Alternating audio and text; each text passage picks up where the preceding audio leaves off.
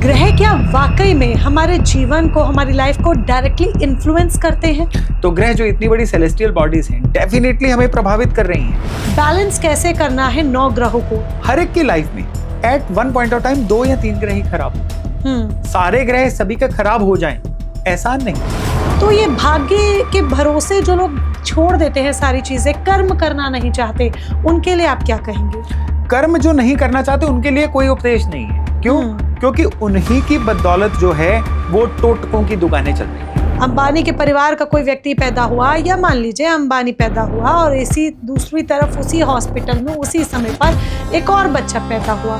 तो अंबानी के घर में 2 बच्चों ने जन्म लिया, मुकेश अंबानी, अनिल अंबानी। हाँ। और आज की डेट में सभी को पता है कि अनिल अंबानी अपने जीवन के किस मोड़ पे खड़े हैं और मुकेश अंबानी अपने जीवन के किस मोड़ पे हैं। तो शनि की 7.5, राहु केतु, इनका प्रभाव किस तरीके से होता है? शनि की 7.5 में ना जरूरी नहीं है कि खराबी ही हो। 7.5 के दौरान रोना गिड़गिड़ाना मना है, सीखना जरूरी।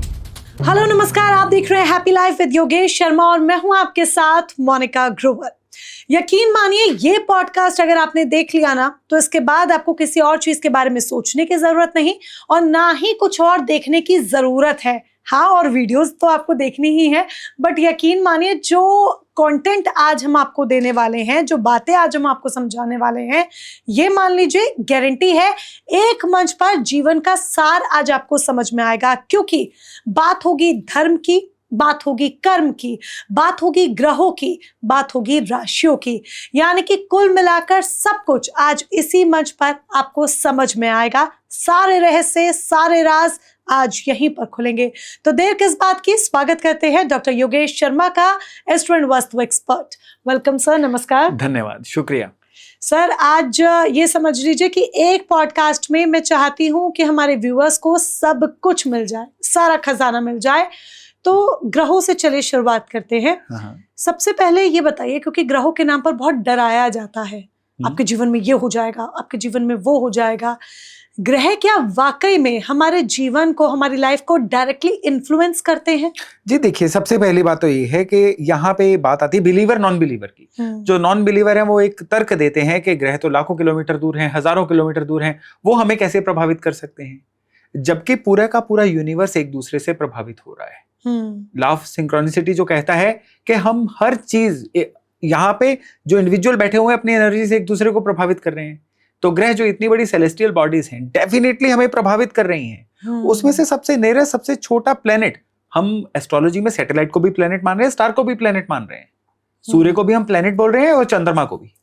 तो चंद्रमा सबसे छोटा और सबसे नजदीक है ना। तो आप एक काम करिए ना, आप अपना 100 दिन के लिए एक एक्सेल शीट बनाइए, ठीक है, और उसमें अपने रोज का जो भी आपका डिसीजन मेकिंग है, जो भी आपका मूड स्विंग है, वो लिखते रहिए और साथ में तिथि नोट करते रहिए कि आज प्रथमा तिथि है, द्वितीय तिथि है, तृतीया, चतुर्थी, पंचमी, चंद्रमा की जो तिथियां साथ में नोट करते रहिए और इसको पूरे 3 महीने, 90 दिन या 100 दिन तक करिए।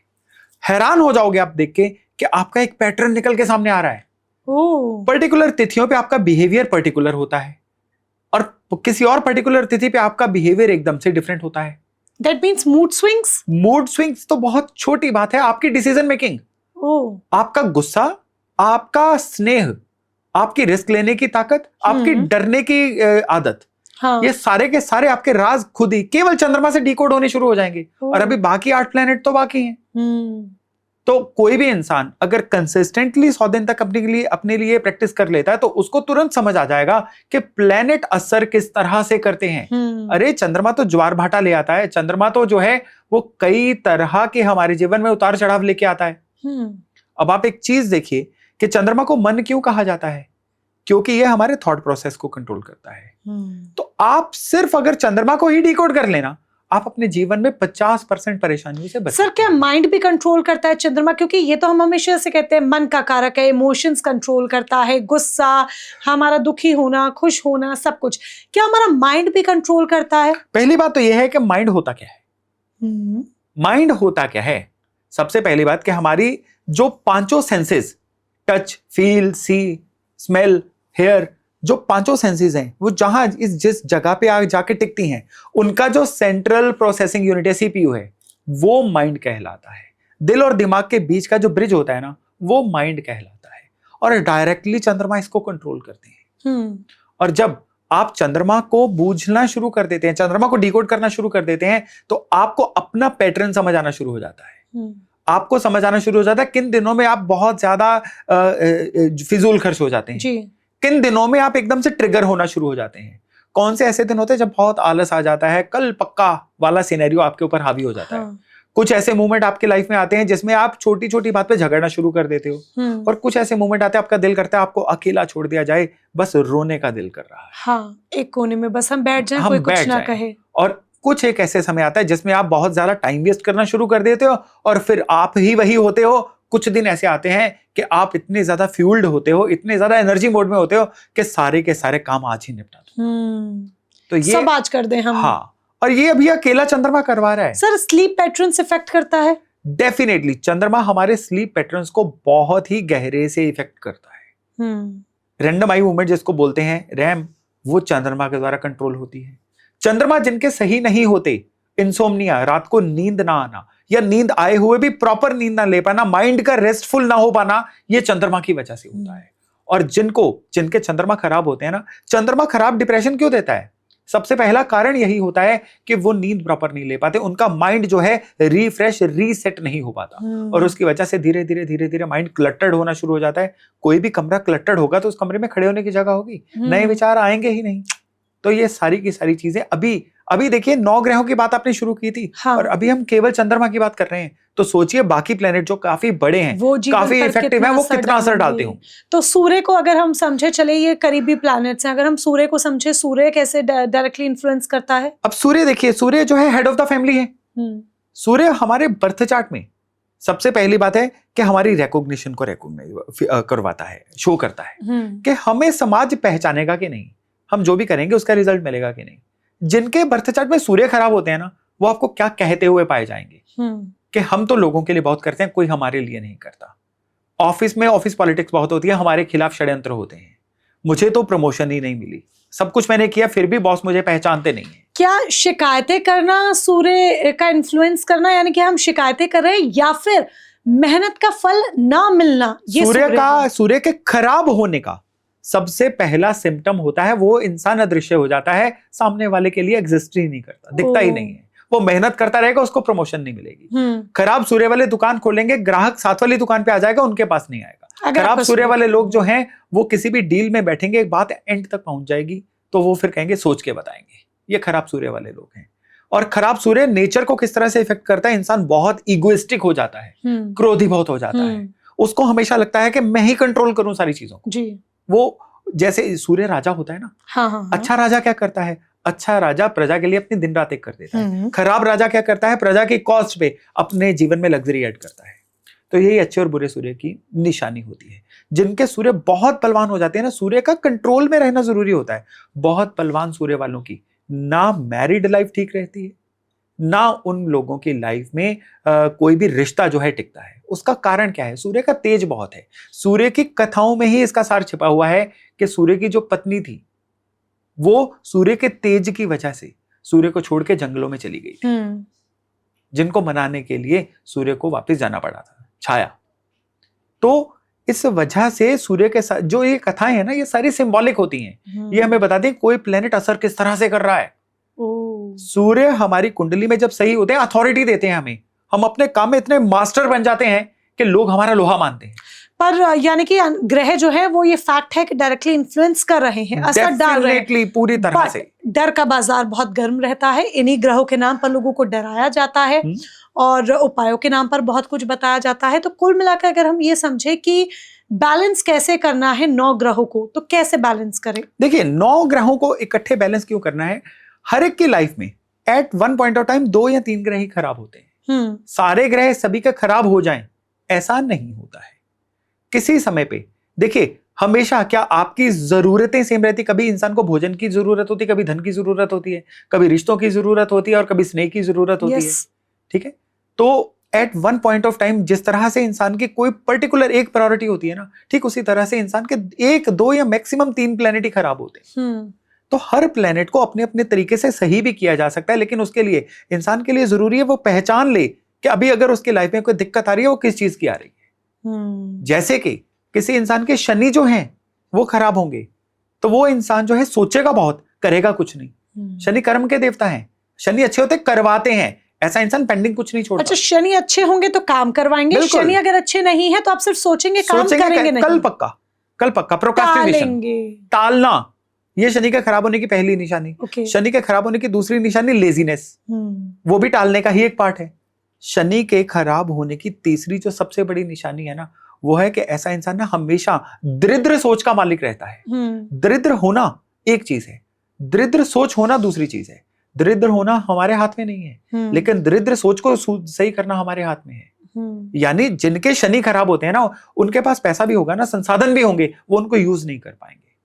वो कल के लिए बचा के रखेंगे और अपने आज को नर्क कर लेंगे कि कल इस्तेमाल करेंगे, और कल करते हुए उम्र बीत जाती है। और कल देखा किसने? आपका जीवन कितना आपको अभी एक न्यूज़पेपर में मैं न्यूज पढ़ रहा था, एक बुजुर्ग के पास रिटायरमेंट के बाद इवन उनकी आयु 75 साल हो चुकी है और उन्होंने अपनी सेविंग से 6 करोड़ जोड़ा, और अभी वो रिग्रेट फील कर रहे हैं कि मैंने सारी उम्र इसको जोड़ने में निकाल दी, जब भोगने की उम्र आई तो भोगने लायक उम्र नहीं रही। ये शनि के खराब होने की सबसे बड़ी निशानी है कि इनके द्वारा जोड़े हुए रिसोर्सेज या तो इनके बच्चे, इनके दामाद या आसपास के लोग एंजॉय करते हैं, इनको एंजॉय करने का हुक्म नहीं। यानी कि ग्रह आपको बहुत प्रभाव डाल रहे हैं, और बैलेंस इस हिसाब से होगा कि आपके जीवन में समस्या क्या है। जी हाँ, और उसे आपको डिकोड करना है, और डिकोड तब होगा जब आप कुंडली सही तरीके से दिखलवाएंगे। जी बिल्कुल। तो ये तो हम समझे सर कि डायरेक्टली हम इन्फ्लुएंस हो रहे हैं, और कौन सा ग्रह किस तरीके से इन्फ्लुएंस कर रहा है ये कुंडली का विश्लेषण करने पर पता चलेगा। लेकिन अगर जल्दी जल्दी हम सारे ग्रहों के बारे में समझे, जैसे सूर्य, चंद्रमा और शनि के बारे में आपने बताया, तो फटाफट हमारे दर्शकों को समझाइए। देखिए, वन लाइनर की बात करें तो जुपिटर की बात करते हैं। Jupiter is positivity. ये सही होंगे आपके जीवन में, हर जगह पे आप मोटिवेटेड रहोगे, पॉजिटिव रहोगे हमेशा, हर चीज में। कहते हैं गिरना बुरी बात नहीं, गिरे रहना बुरी बात है। अच्छे जुपिटर वाले लोग गिरने के बाद बाउंस बैक करते हैं, उठ के खड़े होते हैं। खराब जुपिटर वाले लोग नेगेटिविटी का शिकार रहते हैं। बुध की बात करें, बुध लर्नर है, हर चीज को सीखना, अपने आसपास हमेशा चीजें सीख सीख के अपग्रेड होते रहना, ये अच्छे बुध की निशानी है।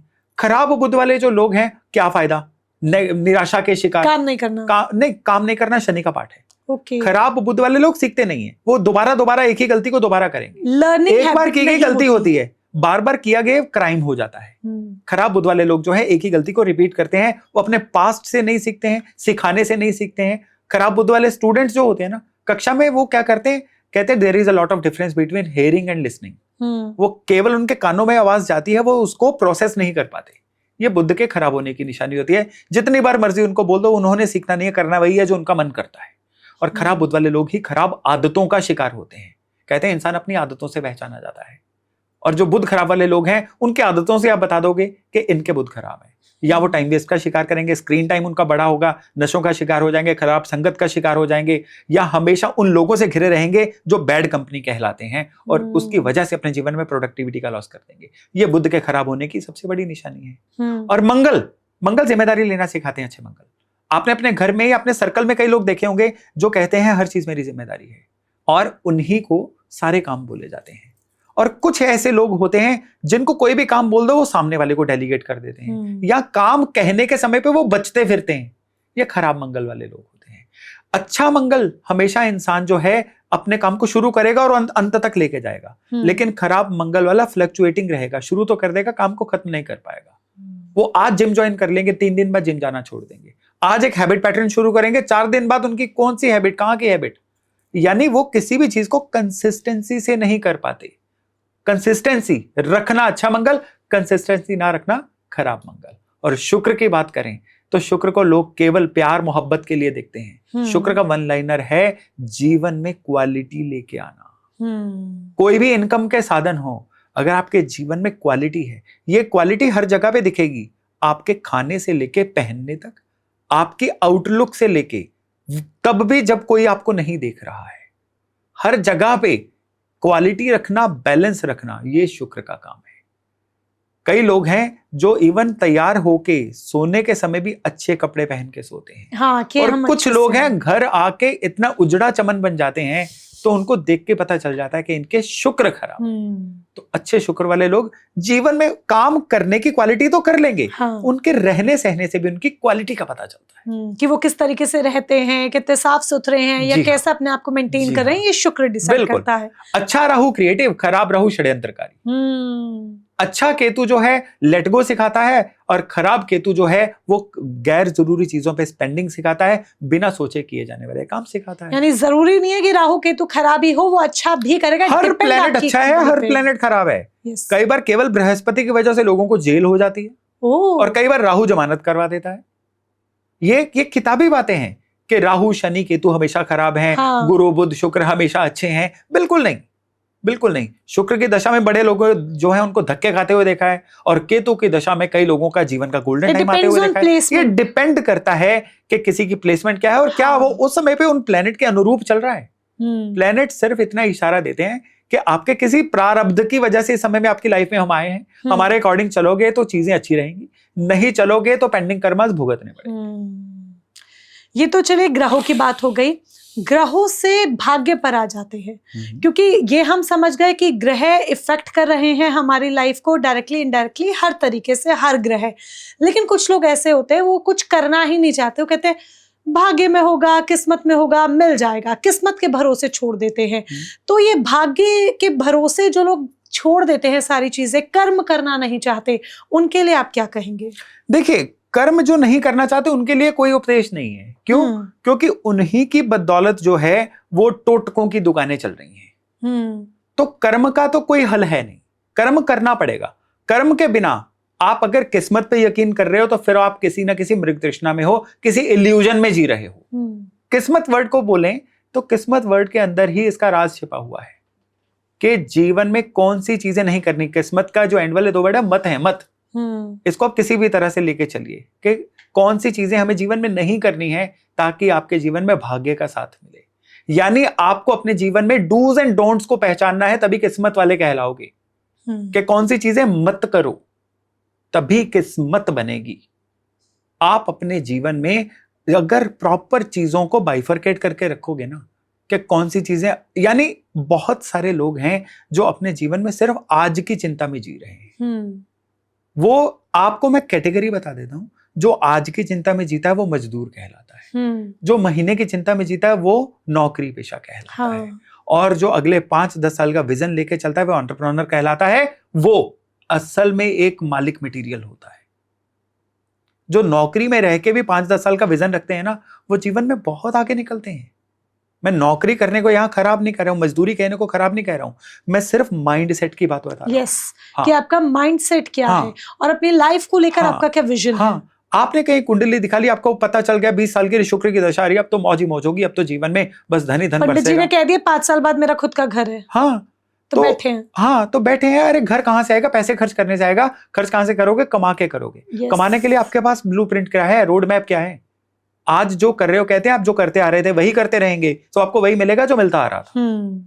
तो अगर आज से बेहतर करने का प्लान ही नहीं है आपके पास, तो आपके प्लैनेट्स क्या करेंगे? जिस समय आप पैदा हुए उस समय और इसी कुंडली को लेके हजारों लोग पैदा हुए। सेम बर्थ चार्ट, सेम महादशा, सेम गोचर उनके लिए भी अप्लाई हो रहा है। तो जिंदगी में एक चीज लेके चलिएगा, 60% फ्री विल है, 40% कुंडली है। तो उस 60% फ्री विल का यूज आपने नहीं किया। तो भूल जाइए कि किस्मत आपका साथ देने वाली। Free will is equal to karma. Free will is equal to karma. 60% आपका कर्म है, 40% आपकी कुंडली है। आप इसको और तरह से लेके चलिए।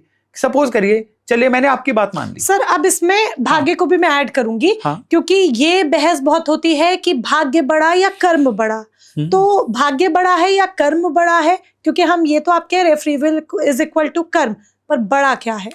चलिए मैं आपको इस उदाहरण के द्वारा बता देता हूँ। ठीक है। आपने कभी एटीएम से पैसे निकाले? हाँ।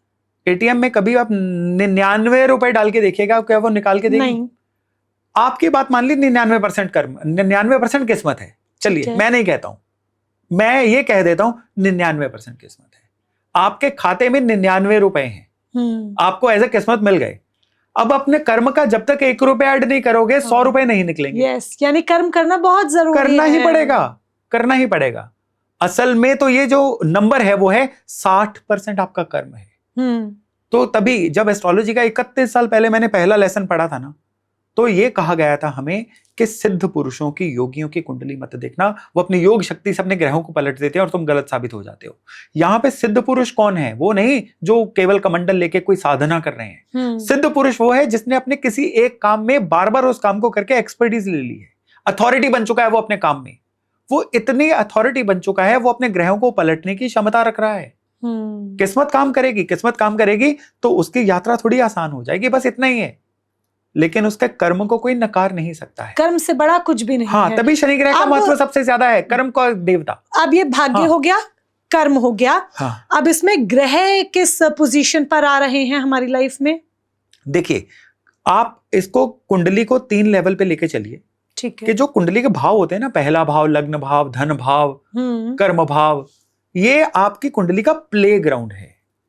उसमें जो राशियां आती हैं ना कुंडली में, राशियां, ये उन भावों का उस प्ले ग्राउंड के रूल्स हैं कि ये खेल किन रूल से खेला जाएगा, और जो प्लेनेट हैं वो उसमें खेलने वाले खिलाड़ी हैं।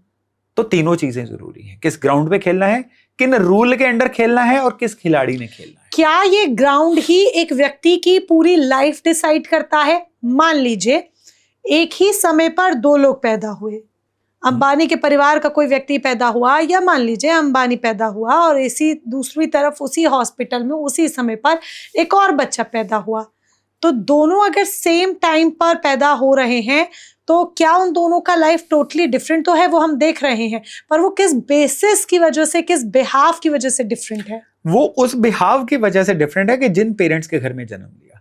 कभी किसी एक इंसान का चार्ट इंडिविजुअली नहीं चलता है, ये एक त्रिकोण बनता है। और ये कौन सा त्रिकोण होता है? माता, पिता और बच्चा।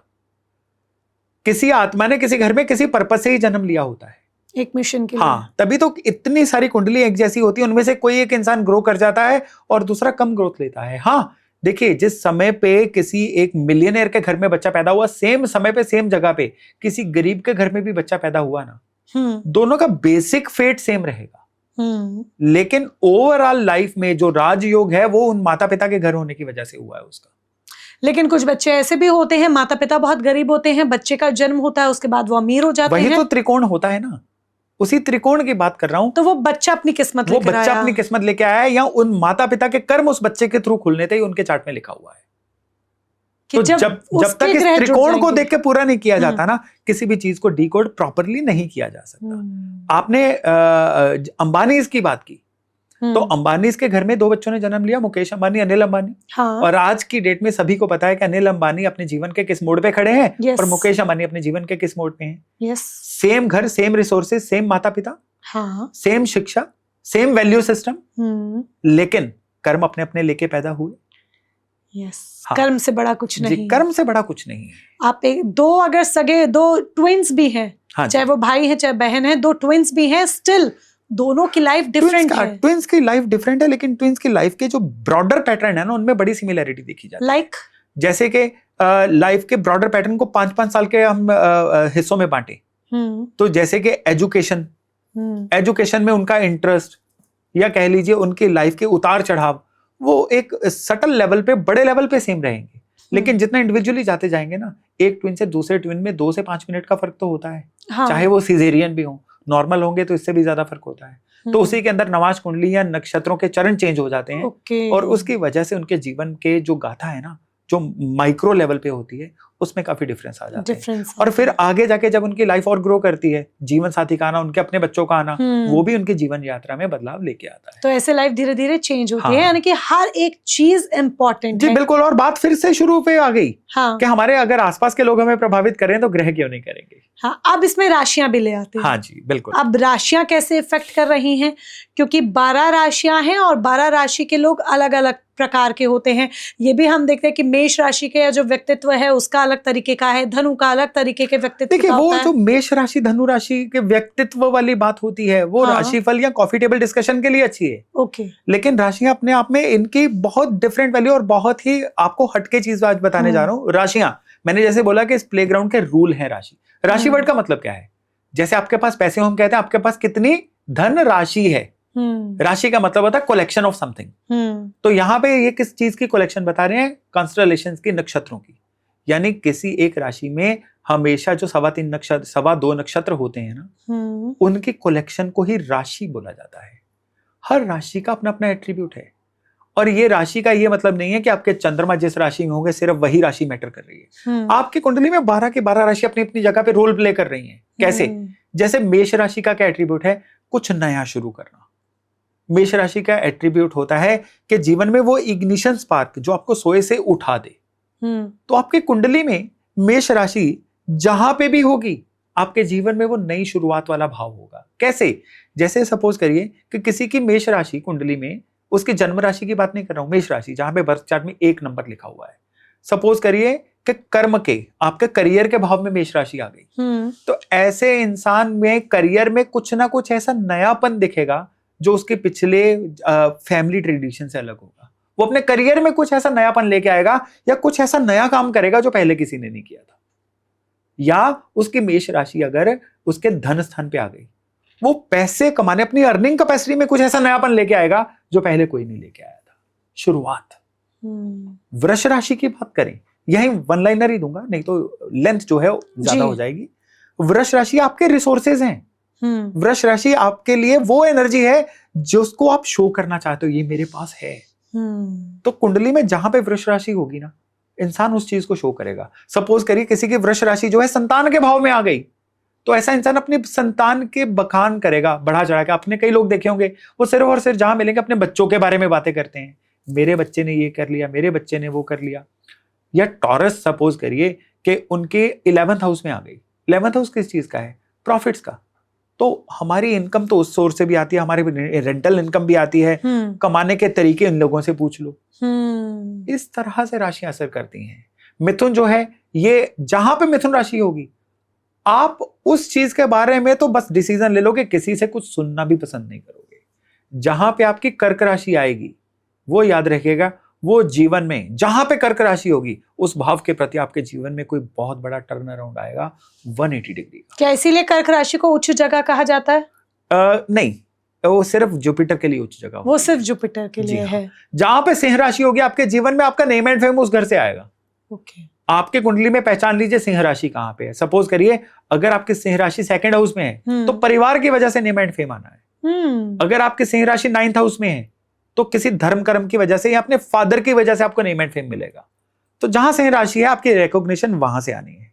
जहां कन्या राशि है, उस भाव के प्रति किस्मत काम नहीं करेगी, वहां की चीजें मेहनत करके आपको संवारनी पड़ेंगी, और उस भाव के प्रति कलेश हमेशा आपके जीवन में रहेंगे, क्योंकि वो लड़ाई झगड़े की राशि भी है।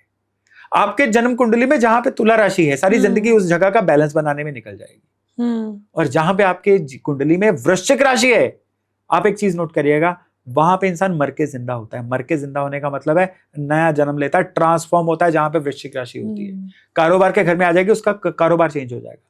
यानी उसके करियर के भाव में अगर वृश्चिक राशि आ जाएगी, वो कहीं से करियर शुरू करेगा, कई सालों बाद कुछ घटनाक्रम ऐसे होंगे कि करियर ऑल टुगेदर चेंज होकर कुछ और ही बन जाएगा, नया जीवन। ओके। धनु राशि जहां पे होगी, ऐसी जगह पे इंसान जो है सेल्फ मेड इंसान बनता है। और जहां पे कैप्रिकॉर्न राशि होगी, इंसान उस भाव के प्रति हमेशा काम करना एंजॉय करता है। अगर कैप्रिकॉर्न राशि इंसान के 3rd हाउस में आ जाए, 3rd हाउस होता है स्किल्स का, कैप्रिकॉर्न राशि कर्म की, अब उसकी स्किल उसका कर्म बनती है। और रह गई कुंभ राशि। कुंभ राशि जो है, ये राहु के साथ जुड़ी हुई राशि है। जहां पे कुंभ राशि होती है ना, अब उस इंसान की नियति बन जाती है कि उस भाव की चीजें तो उसको लोगों के साथ शेयर करनी ही पड़ती हैं। शेयरिंग यानी अगर कुंभ राशि उस इंसान के लग्न में आ जाए, जो उसके पास ज्ञान है उसको देना पड़ता है लोगों को। कुंभ राशि 7th भाव में आ जाए, तो उसको अपने जीवन साथी के साथ अपने जीवन के कितने ही रिसोर्सेज शेयर करने पड़ते हैं। कुंभ राशि शेयरिंग। और जहां पे मीन राशि आ जाए, ये एट्रीब्यूट मुझे लगता है आपने पहले, मुझे आशा है कि सुन नहीं रखे होंगे, क्योंकि राशियों के बारे में हमारी नॉलेज बड़ी सटल और अलग तरह की थी। यस, राशियों से व्यक्तित्व तक, जैसे मैंने आपसे शुरुआत की, वहीं तक सीमित। जहां पाइसेस आती है ना, पाइसेस, आप जीवन में लेट गो बढ़ाते हो, उस चीज को जाने देते हो, इवॉल्व हो जाते हो, ले लिया, अब छोड़िए, इन चीजों को देना है हमें जीवन में। तो हमें अब जन्म कुंडली को देखने का इसके बाद आपका तरीका बदल जाएगा कि किस तरह से हमने अपनी लाइफ को लेना है। अब जैसे हम राशियों की बात कर रहे हैं, इसी में क्योंकि आपने अभी कुछ देर पहले कहा था कि जरूरी नहीं है कि शनि राहु केतु सिर्फ खराब फल ही दे, ये एक भ्रम है। अब इनको राशियों से अगर हम जोड़ दें, तो शनि की 7.5, राहु केतु, इनका प्रभाव किस तरीके से होता है? देखिए, सबसे पहली बात कि शनि की 7.5 में ना जरूरी नहीं है कि खराबी ही हो। जन्म कुंडली के बड़े टूल होते हैं जो 7.5 की हेल्थ को बताते हैं।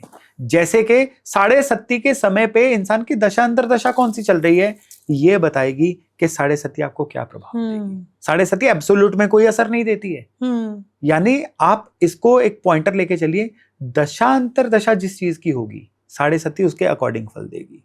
फिर जन्म कुंडली में एक चीज होती है अष्टक वर्ग।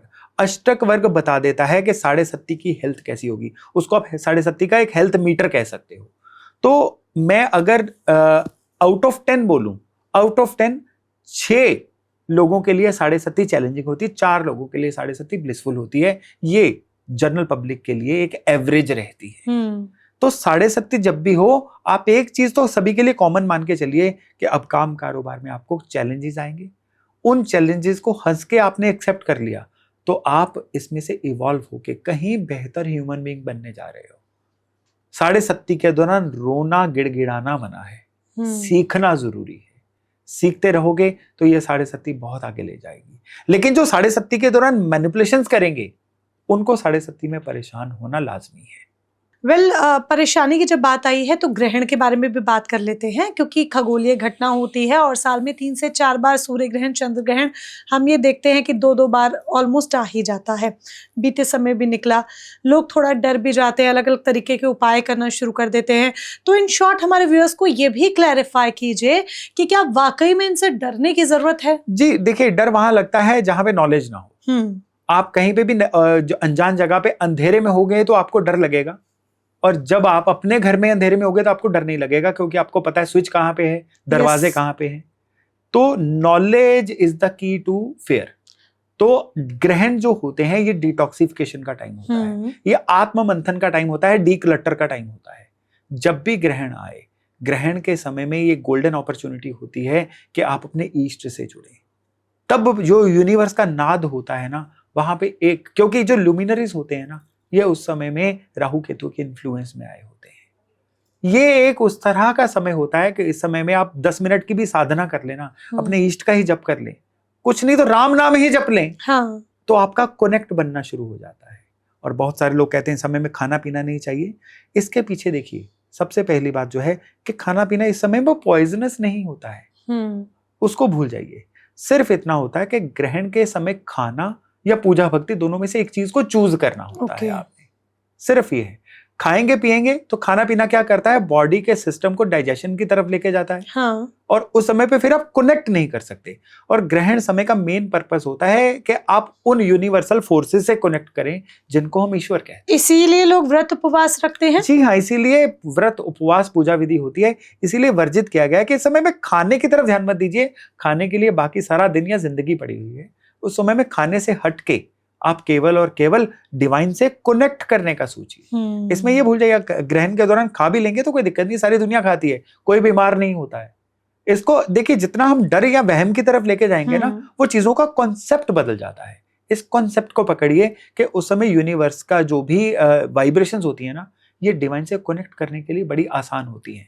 इसको सरल भाषा में कहें तो आप अगर रेडियो चलाए जी, तो कई बार रेडियो का सिग्नल जो है बहुत ही क्लियर होता है और आपको रेडियो की सारी रिसेप्शन सुनती है। और कई बार क्या होता है कि बहुत ही अनक्लियर वॉइस आती है जिसके लिए आपको बड़ी ट्यूनिंग करनी पड़ती है। रेस्ट ऑफ द डेज जो होते हैं ना, वो थोड़े अनक्लियर होते हैं। डिवाइन से कनेक्ट करना आपके लिए टेम्परेरीली थोड़ा मुश्किल होता है, ज्यादा इबादत करनी पड़ती है, ज्यादा उपासना करनी पड़ती है। लेकिन ग्रहण के दौरान ये सिग्नल्स इतने क्लियर होते हैं कि आप तुरंत इधर बैठे और उधर कनेक्शन बन गया। तो जो इसका फायदा उठा जाते हैं वो एंजॉय भी करते हैं। और मैं उम्मीद करती हूँ कि ये फायदा जो है वो हमारे व्यूअर्स को भी हुआ होगा सर, क्योंकि हम यही चाहते थे कि डर का बाजार खत्म हो, लोगों के जो थॉट्स हैं, जो थॉट प्रोसेस है वो थोड़ा डिटॉक्सिफाई हो, क्लैरिफाई हो, क्योंकि आजकल भ्रमित अलग अलग तरीके से बहुत किया जाता है। तो लोग समझें कि चाहे ग्रहों की बात हो, राशि की बात हो, व्रत उपवास पूजा की बात हो, एनर्जीज की बात हो, या फिर भाग्य कर्म किस्मत की बात हो, इन सब का हमारे जीवन में क्या किरदार, क्या रोल है। बाकी पर्सनली अगर आप अपनी लाइफ को अच्छी तरीके से समझकर हैप्पी बनाना चाहते हैं तो करना क्या है आप जानते हैं, कांटेक्ट कर लीजिएगा और कमेंट जरूर कीजिएगा अपने विचार। Thank you so much sir. धन्यवाद।